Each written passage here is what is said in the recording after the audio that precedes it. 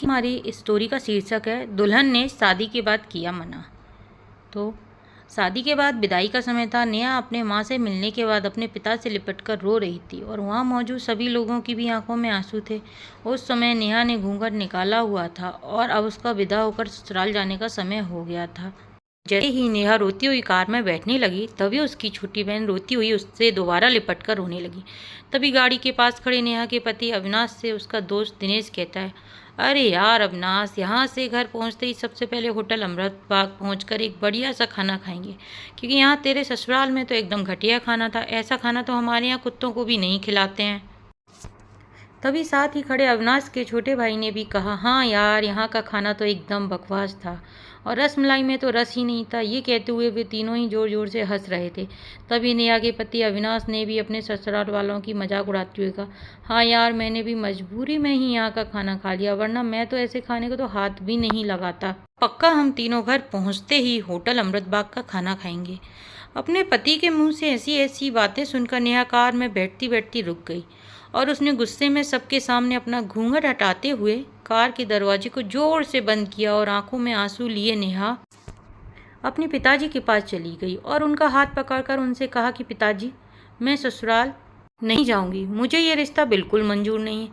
ये बात नेहा ने इतनी ज़ोर से कहा कि सब लोग उसकी बात सुनकर हक्के बक्के रह गए। सब लोग नेहा के नज़दीक आ गए और नेहा के ससुराल वालों पर तो जैसे पहाड़ ही टूट पड़ा हो। वजह क्या थी ये किसी को भी समझ नहीं आ रहा था। तभी नेहा के ससुर राधे श्याम जी ने आगे बढ़कर नेहा ने पूछा कि नेहा बेटी, बात क्या है? तुम अचानक ही शादी होने के बाद अपनी विदाई होने के समय यूँ शादी को नामंजूर कर रही हो।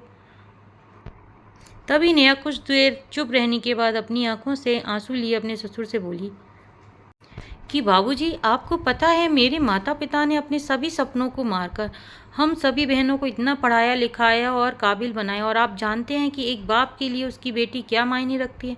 वैसे आप और आपके बेटा कभी नहीं जान सकते, क्योंकि बाबूजी आपके घर में तो कोई बेटी है ही नहीं, और आप जानते हैं मेरी शादी में आने वाले बारातियों के लिए खाने पीने की एक भी कमी ना रह जाए। इसलिए मेरे पिताजी पिछले 3 महीने से रात को 2 से 3 बजे तक जागकर मेरी माँ के साथ ये योजना बनाते थे कि रसोइया कौन होगा और खाने में बारातियों के लिए किस किस तरह का खाना बनवाना है और बारातियों को कहाँ बिठाना है, ताकि कहीं किसी को बुरा ना लग जाए। और शायद आप नहीं जानते कि मेरी माँ ने पिछले 1 साल से एक भी नई साड़ी नहीं खरीदी, क्योंकि मेरी शादी में पैसे की कोई कमी ना हो जाए। और आज भी मेरी शादी में भी मेरी माँ मेरी बड़ी बहन की साड़ी पहनकर खड़ी है। और ये तो कुछ भी नहीं, मेरे पिताजी भी 150 रुपये की शर्ट के नीचे कई छेद वाली बनियान पहनकर खड़े हैं, और ये सिर्फ इसलिए ताकि मेरी शादी में कोई कमी ना रह जाए।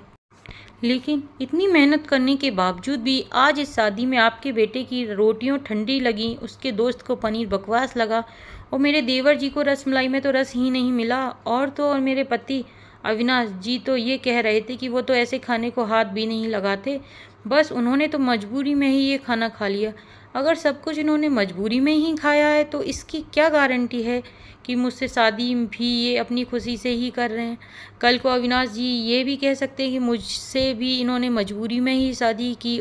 और नेहा रोते अपने ससुर से ये भी कह रही थी कि जिस माता पिता ने मेरी शादी में दिन देखा न रात, बस शादी की तैयारियों में लगे रहे, उन माता पिता पर आज आपके बेटे और उनके दोस्त यूँ जोर जोर से हंस रहे हैं और उनकी इतनी बेइज्जती कर रहे हैं कि आपके घर में माता पिता की इतनी ही इज्जत होती है। तभी नेहा के ससुर ने कहा कि बेटी, इतनी छोटी सी बात पर तुम इतना नाराज हो गई। तो नेहा ने अपने ससुर की बात को काटते हुए कहा कि बाबूजी, ये छोटी सी बात नहीं है। अगर शादी के बाद मैं भी आपकी इज्जत ना करूं तो आपको कैसा लगेगा? ये सुनते ही नेहा के ससुर ने शर्म के मारे अपनी आंखें नीची कर ली। तभी नेहा ने कहा, लेकिन बाबूजी, आप चिंता न करिए, हमारे अंदर हमारे अच्छे माता पिता के संस्कार हैं।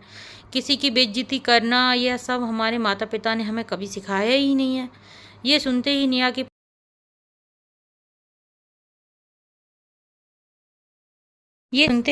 के पिताजी दयाशंकर जी ने आंखों में आंसू लिए अपनी बेटी को गले से लगा लिया और उससे कहा कि बेटी, मुझे गर्व है कि तू मेरी बेटी है, और अब तू शांत हो जा बेटी। तुझे मेरी कसम, तू इन्हें माफ़ कर दे और खुशी खुशी अपने ससुराल चली जा।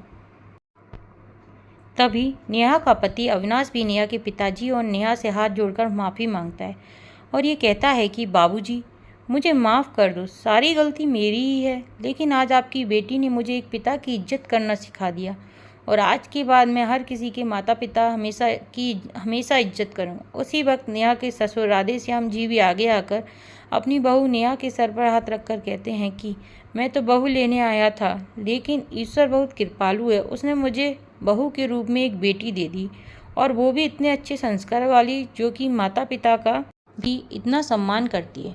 और अब बेटी, मेरे कहने से इन नालायकों को भी माफ़ कर दे, मैं हाथ जोड़ता हूँ तेरे सामने। तभी नेहा अपने ससुर जी के दोनों हाथों को पकड़ लेती है और कहती है कि नहीं बाबूजी, आप मेरे पिता के समान हैं, कृपया आप मेरे सामने हाथ मत जोड़िए। तभी नेहा के पिताजी दयाशंकर जी भी कहते हैं, समधी जी, आप मेरी बेटी के सामने हाथ जोड़कर कृपया हमें शर्मिंदा मत कीजिए। मेरी तो आपसे बस इतनी ही प्रार्थना है कि हमेशा आप मेरी बेटी को अपनी ही बेटी समझना और इससे कभी कोई गलती हो जाए तो इसे माफ़ कर देना। तो राधेश्याम जी ने अपने समधी दयाशंकर जी को हौसला बढ़ाते हुए कहा, बिल्कुल चिंता मत करिए, बल्कि अब तो नेहा बेटी ही हमारे पूरे घर को संभालेगी और अब ये ही हमारे घर की लक्ष्मी है। ये सुनकर नेहा के पिताजी बहुत खुश हो जाते हैं और अपनी बेटी को खुशी खुशी विदा कर देते हैं। और नेहा अब राजी खुशी अपने ससुराल रवाना हो गई थी और अपने पीछे छोड़ गई थी आंसुओं से भीगी हुई अपनी माँ और पिताजी की आंखें और अपने पिता का वह आंगन जिस आंगन में कल तक वह खूब हंसती खेलती थी।